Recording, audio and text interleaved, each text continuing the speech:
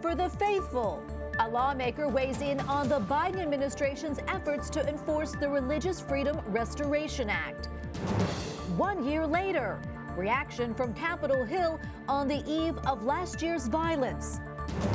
New beginning. Learn more about the alternative plan for the future of the Catholic Church in Germany. And encouraging adoption. What Pope Francis says about foster parents and St. Joseph. On EWTN News Nightly for Wednesday, January 5th, 2022.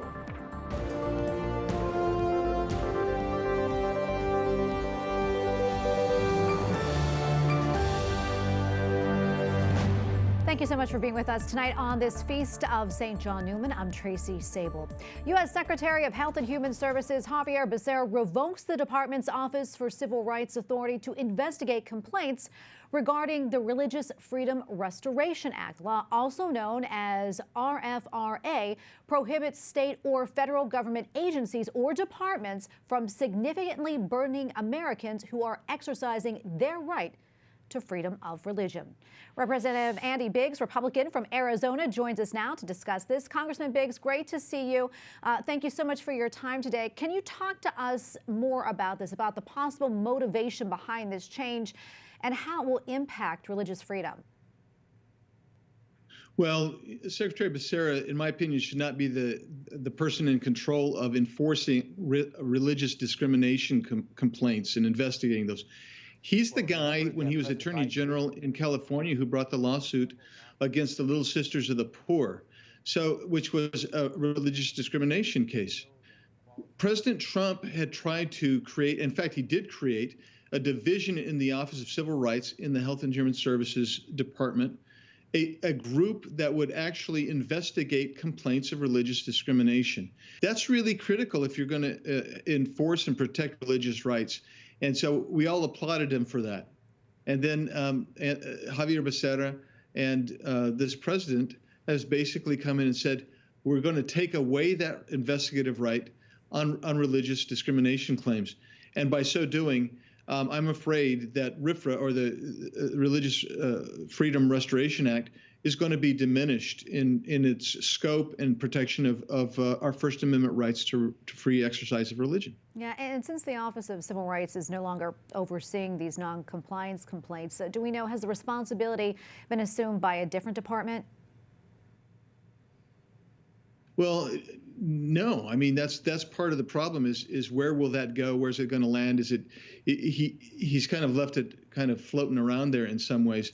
And the reality is that's why one of the great things President Trump did is by setting up a division to do that, creating that division, you actually had somebody in charge specifically to look at and protect these religious discrimination cases. Yeah, and I know there have been a number of members of Congress who've also written to Secretary Becerra about this matter, that is. Can you talk to us more about that? And also, have you received a response at all from him?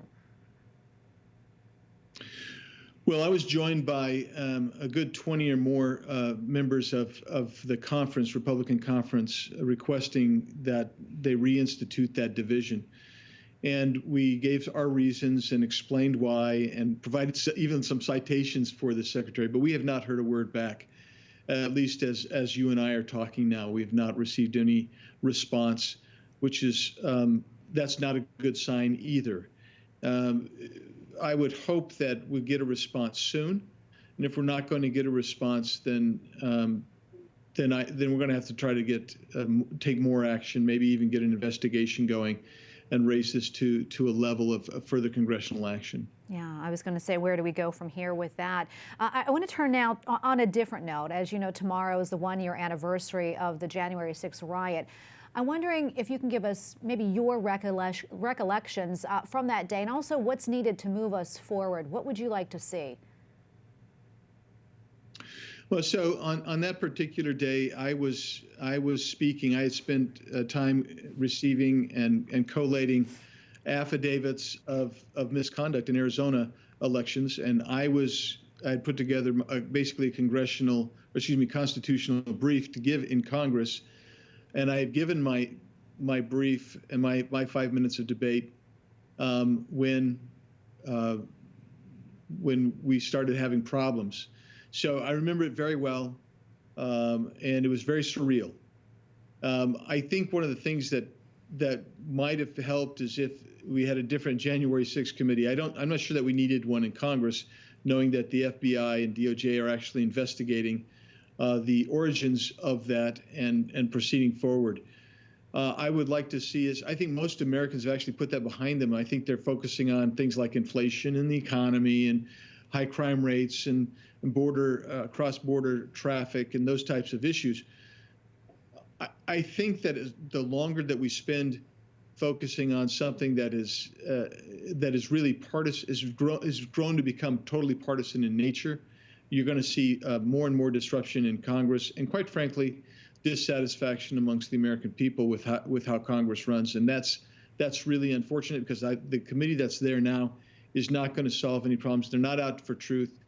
They've already made it very clear that they want to bring criminal charges against President Trump, and that really is, quite frankly, beyond the scope of legislative authority. Yeah, and you brought up charges against President Trump. I know there were hundreds of people that have been charged with alleged crimes. I think over 700 people stemming from that day. Yet, as far as we know, no one has been charged with sedition. And I also understand there are still people being held in a D.C. jail a year later. What more do you know about all that? I mean, what's happening? Well, first, let me tell you, you're right. Nobody's been charged with sedition. No one's been charged with insurrection. No one's been charged with actually inciting a riot. And there are people that have been held in custody all this time, which in pre-trial custody. So they haven't had a trial. They haven't been sentenced.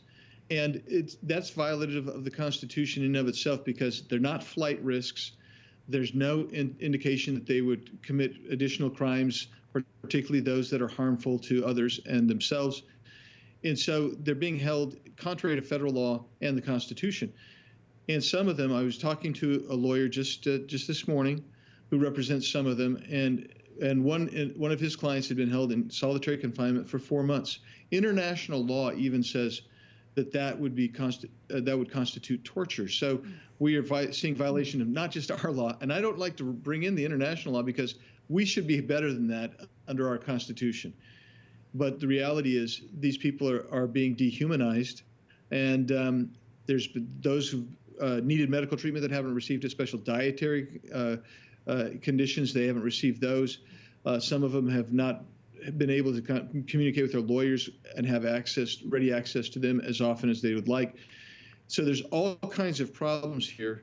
And similarly to the Becerra letter that I wrote, I've requested that the chairman of the House Judiciary and the chairwoman of the Oversight and Government Reform Committee, that we hold hearings to determine whether violations of our federal laws and the Constitution have occurred in holding these people for so long in custody. Well, Representative Biggs, thank you so much for your time today. We really appreciate it. Thank you. Well, despite an unprecedented rise in COVID cases, the Biden administration insists that schools should stay open. However, some aren't listening to the president. In one major U.S. city, children who were supposed to go back to school today instead sat at home. And today, the White House COVID-19 response team said billions of dollars have been spent to keep that very thing from happening. White House correspondent Owen Jensen reports. Owen? Tracy, good evening to you. The Biden administration says it has spent $130 billion on things like ventilation, social distancing, and testing to help keep school doors open. Most teachers have been vaccinated, and school kids can get their vaccinations as well. But in Chicago today, school kids sat at home. The White House COVID-19 response team trying to get a handle on the explosive growth of the Omicron variant in the United States. Over the last several weeks and over the holidays, we have seen a significant and rapid increase in COVID-19 cases. This increase reflects both cases caused by the Delta variant and, more importantly now, cases surging from the Omicron variant. The spike in cases causes concern for teachers in Chicago after they voted to stay home and teach online. The city responded by canceling classes. Don't keep using us as sacrificial lambs, saying that it's safe to be in schools. It's not. But just yesterday, President Joe Biden insisted schools have the tools to stay open. We have no reason to think at this point that Omicron is worse for children than previous variants. We know that our kids can be safe when in school, by the way. That's why I believe schools should remain open. And experts are clear that in-person learning is best for kids' physical and mental health and for their education. The president's approval rating continues to drop. A new CNBC Change research poll shows 56% of voters now disapprove of the job he's doing. Still, the administration is sticking with its advice. Vice President Kamala Harris tweeting today, the best protection against the Omicron variant for yourself, your neighbors, and your family is getting vaccinated and getting a booster shot. Also tonight, according to the White House COVID-19 response team, about 96% of U.S. schools remain open right now. The team also warned that the coming weeks are going to be challenging as COVID cases rise because Omicron is a very transmissible variant. At the White House, Owen Jensen, EWTN News Nightly. Officials in Ireland say the country will offer free contraception to women under the age of 25. A similar measure in France began on New Year's Day. The program in Ireland begins in August. The charity founded by St. Mother Teresa is being forced to ration the food and other supplies it gives to the poor. The move comes after the government in India banned the missionaries of charity from receiving foreign money, citing they no longer met eligibility requirements. Last year's donations totaled more than $13 million. The government of Kazakhstan resigned today amid escalating demonstrations over fuel prices. Thousands of protesters in the capital of the Central Asian nation reportedly stormed the presidential residence and the mayor's office today, setting fire to both. A near doubling of costs at the gas pump has sparked long-standing political discontent. The U.S. has charged one of the main suspects in connection with last year's killing of former Haitian President Jovenel Moïse. Mario Antonio Palacios has been extradited to the U.S. in connection with last July's assassination. He did not enter a plea when he appeared in a Miami federal court yesterday. Haiti has also detained more than 40 other suspects. Nearly half are former Colombian soldiers like Palacios. Brazil's President Jair Bolsonaro has been discharged from a 2-day hospitalization. Estou aqui do Dr. Macedo, Dr. Marcos, Dr. Michel. Dr. Macedo estava de férias. The 66-year-old Bolsonaro expresses gratitude to his medical team for swiftly treating his ongoing intestinal troubles without surgery. The former Brazilian army officer has undergone 4 previous surgeries to heal injuries caused by a stabbing in 2018. Coming up, assessing last year's Capitol Hill riot on the eve of its anniversary.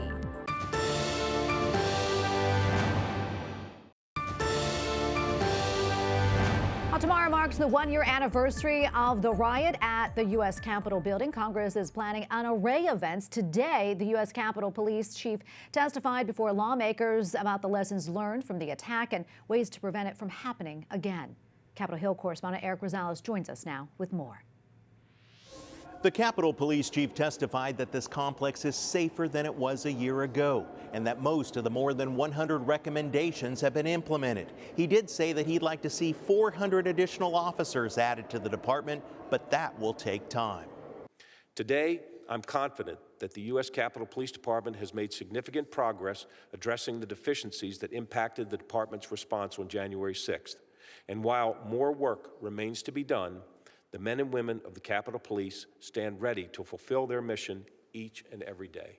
The chief testified his department received almost 10,000 threats against members of Congress last year. Among the improvements, better communications with staff and other departments, improved officer training, joint exercises with the National Guard, and fast access to vital equipment like helmets and shields. Well, both Republicans and Democrats tell me those responsible should be held accountable. Some say the rhetoric from Democrats right now is more for their own political gain. I think that's really the main reason the Democrats called us back into town this week, is so they could politicize the first anniversary of January 6th. And obviously it's a sad day for our country. Senator John Thune adds Democrats are using the anniversary to deflect attention from the failures of the Biden administration, like the southern border crisis and inflation. Democrats claim the attack is directly tied to the new voting districts being drawn by state Republicans. The election subversion efforts we're seeing all across the country today are a direct continuation of January 6th and the big lie. They come out of the same thing. If you actually read the legislation that's been passed, it's clearly not the case. Minority Leader Mitch McConnell says Democrats are simply using the attack to get voting reform passed. While most Republican lawmakers plan to attend the funeral of former Georgia Senator Johnny Isakson tomorrow, Vice President Kamala Harris and President Biden do plan to attend events right here at the Capitol tomorrow. Eric Rosales, EWTN News Nightly. And joining me now is Jon Schweppe, Director of Policy and Government Affairs at the American Principles Project. Jon, welcome back. Always great to see you. I've got a lot to talk about today, but let's start off with January 6th. Tomorrow, President Biden is expected to address the nation and talk about what White House Press Secretary Jen Psaki has said is the truth about what happened that day and also threats to democracy. I'd like to get your thoughts on that, and what are you expecting the president to say? Well, unfortunately, this is a president who campaigned on unity and trying to bring us together. And I think everyone, Republican, Democrat alike, was really disappointed with January 6th last year. But unfortunately, we're seeing this president use this as a way to attack all Republicans, to malign. We've seen this administration malign parents, so this isn't exactly an administration interested in unity. And, I'm a little disappointed, frankly, at what this committee's been doing, because, we do want to know what happened on January 6th. We want to prevent things like that from happening again. But unfortunately, they seem more interested in, going after people like Jim Banks and Jim Jordan and weaponizing these things for political ads next year. So this whole process, frankly, has been pretty disappointing. Yeah, another thing I want to talk about, Jon, is what we've been seeing in big tech. The censoring of conservative voices recently. Your organization was one of them. And now House Minority Leader Kevin McCarthy is calling for those platforms to lose their Section 230 protections if they continue to, censor constitutionally protected speech. What more do you know about that, and what do you think about it? Do you think it goes far enough? Yeah, we were really encouraged by the comments from Leader McCarthy today. It's important that Republicans get the right type of reform to go after big tech. Can't just be, calling in big tech CEOs to these committee hearings. We have to actually do something to prevent the censorship. And so McCarthy came out, basically embracing a First Amendment standard online. And APP today, we praised that. We thought it was really good. And so now it's about, there's probably 50, 60, 70 different Section 230 proposals from Republican members of Congress. Now it's about coming together and figuring out which one we're actually going to pass when, hopefully, at least from my perspective, that Republicans take back the House next year. Yeah, another thing I want to talk about, and you probably heard about this, it's been all over the news today, Chicago Public Schools. They didn't have classes today as the teachers union there cited concerns over rising COVID cases. Now, this was despite pleas from Chicago's mayor to get kids back into the classroom. Let's talk a little bit more about this as we've seen these tensions grow between the city and the teachers union over remote learning. Your thoughts? It's disappointing. I mean, we passed, as part of the American Rescue Plan, $130 billion went towards making sure that these schools are open, that we're educating our kids.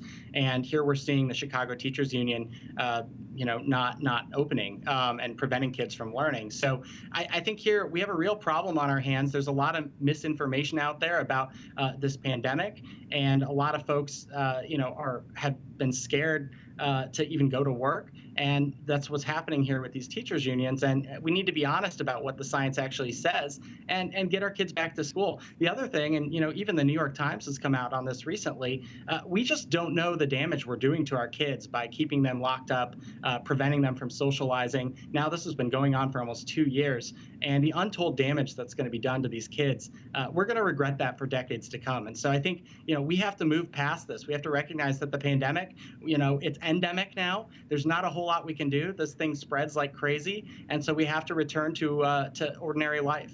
Well, unfortunately, we have to leave it right there, Jon. Thank you so much. Always great to get your perspective. Thank you. Up next, how a Catholic group in Germany is offering an alternative to the country's Synodal Way.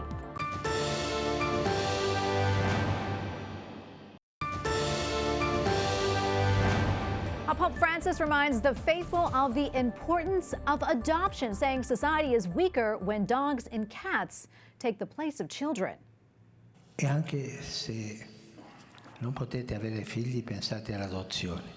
At his weekly talk to pilgrims at the Vatican, the Holy Father said St. Joseph is the perfect model of an adoptive father. Pope Francis also asked the faithful to pray for any child who is feeling orphaned or abandoned and encourage families to choose the path of adoption, saying that it is a risk, but one worth taking. Also today, the Holy Father received a document from a group in Germany that is highly critical of the country's Synodal Way. The manifesto comes from New Beginning, an organization of several thousand Catholics. It offers a 9-point alternative plan for the German church. The document acknowledges the need for reform in order to help the church stem an exodus following the clergy abuse scandal. A report last summer said roughly 1 in 3 Catholics in Germany are considering leaving the church. Joining us now from Germany is Birgit Kelle, journalist and spokesperson for the New Beginning initiative. Birgit, thank you so much for your time today. We appreciate it. Can you tell us a little bit more about New Beginnings, why it was started, and also what do you hope to accomplish? Yes, we are just normal German Catholics, you can say. We are a bunch of people with different professions, academics, journalists, students, who love the church passionately and who know about the need for reform, especially in Germany. So you can regard us as a network representing many Orthodox Catholics that are concerned regarding the synodal path in Germany. The functionaries who take part there claim to speak for us, for the German laymen, but they don't. The normal Catholics who sit in church on Sunday are neither asked nor involved. So we are not against something, but instead advocate for something, for faith, for Jesus, and for the unity of the Catholic Church. And also, can you talk to us a little bit more about the synodal path in Germany and why it has some Catholics concerned? The so-called German Synodal Path is a large body of about 230 persons that has been meeting already for 2 years now, consisting of the 67 German bishops, a handful of individually appointed lay people, and above all, of representatives and functionaries of church organizations. So the body of the Synodal Path cannot make any binding decisions for the church. Only the bishops could do this, or the Pope in Rome. So the name synod is very misleading and confusing. They can only make demands on the church and bring them to Rome. Nonetheless, they pretend to be able to pass resolutions, such as the blessing of gay marriage or the introduction of the female priesthood, the two topics that, not very surprisingly, are discussed most intensely. So second opinions are often censored there, counter papers not permitted, even if they come from bishops. All of this is very intransparent and undemocratic. And we, from the initiative of the New Beginning, fear a split within the German church, and we do not want to allow that to happen. And Birgit, before I let you go, talk a little bit more with us about the situation right now in the church in Germany. What are you seeing as far as people leaving the church, and also how are church leaders responding to it all? You can say the German church is rich in money and poor in faith. Due to the church tax revenues, which are almost unique worldwide, they are sitting in Germany on a large fortune, no matter how many believers sit in the Holy Mass. It has made the church in Germany kind of sluggish, empty of content, and weak in faith, and also led to a very high number of well-paid officials dominating and administering the church. So within this synodal path, they now also claim power and voting on the contents of the belief of the church, so as if the church was a parliament. Oh, Birgit, thank you so much for coming on and speaking to us with all of this. Very important. Birgit Kelle, journalist and spokesperson of the initiative New Beginning. Thank you again. Thank you, Tracy. And we thank you for watching tonight. We leave you with footage from the Pope's weekly meeting with pilgrims, which today included performances from a traveling circus. For the entire EWTN News Nightly team, I'm Tracy Sable. Good night and God bless. The costumes, the clown.